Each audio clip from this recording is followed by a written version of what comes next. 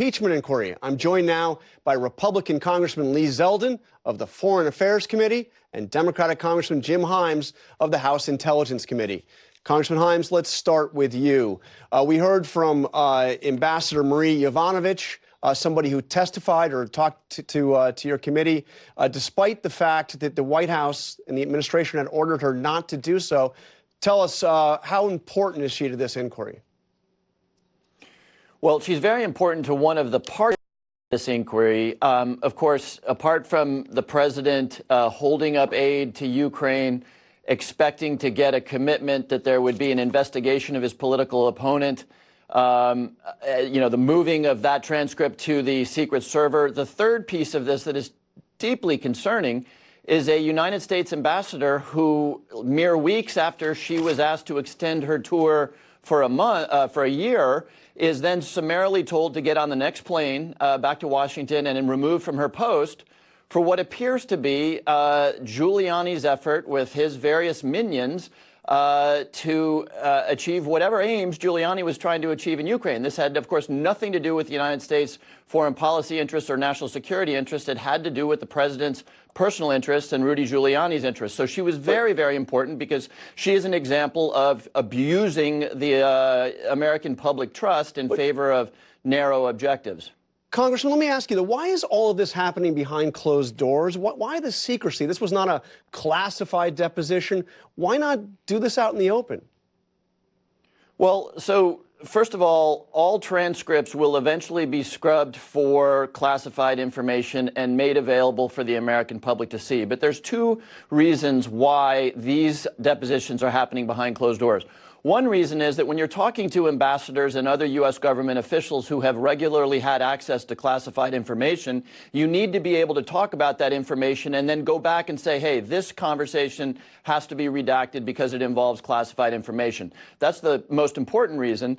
The second reason for this is that when you're interviewing people who are around the president, political supporters of the president, you don't want them to be able to look at each other's testimony in order to coordinate testimony. These are a group of people who have shown that they have no problem whatsoever lying if they think it serves their interest. And so you don't want to give them the opportunity to look at what they are saying and therefore coordinate their stories. But this is an impeachment inquiry. There's so much at stake here. Why shouldn't the president, why shouldn't the White House have a representative in there able to cross-examine these witnesses?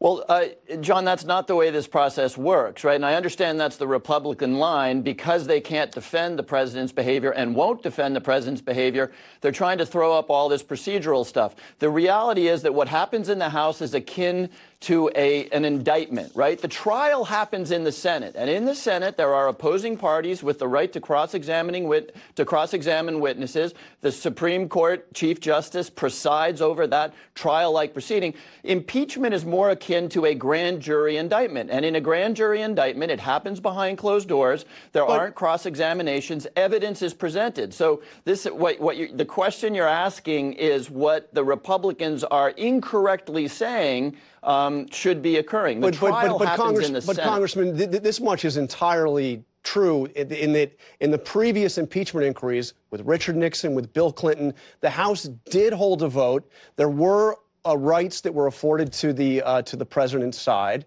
and to the minority party. Why don't you go forward and hold a vote to formally launch this impeachment inquiry and get the entire House on the record? Yeah, and we may. Remember, again, there's no requirement that occur. The Republicans sort of want people to believe that that's true. Well, twice in our history when we've actually had impeachment inquiries. 3 times if you count we've Johnson. Done impeachment if okay. We've regularly impeached federal judges, impeached other officials without a vote on the floor. I don't much care about the vote on the floor. Look, if there is a vote on the floor, I'll vote for it. The point is that it's not required under the rules, and there is absolutely no right being denied to the Republicans. When we interviewed the ambassador and interview anybody else, the Republicans get exactly equal time to ask their questions. Their counsel asks the questions. And if there is a trial in the Senate, they will be afforded all of the other due process that they have and will always be entitled to. So this idea that the process is somehow not fair is just a fiction designed to avoid the question of whether the conduct of the president is good or not. Just to be clear before you go, so you would be okay seeing a formal vote on the floor of the House? I would be okay seeing a formal look. My own opinion is we ought to just take this off the table because it's such a non-issue. And there's no doubt in my mind that, of course, if Nancy Pelosi does that she will have the votes and that will pass. All right. But it's not required. Congressman Himes, thank you for joining us. Appreciate it. So thank you.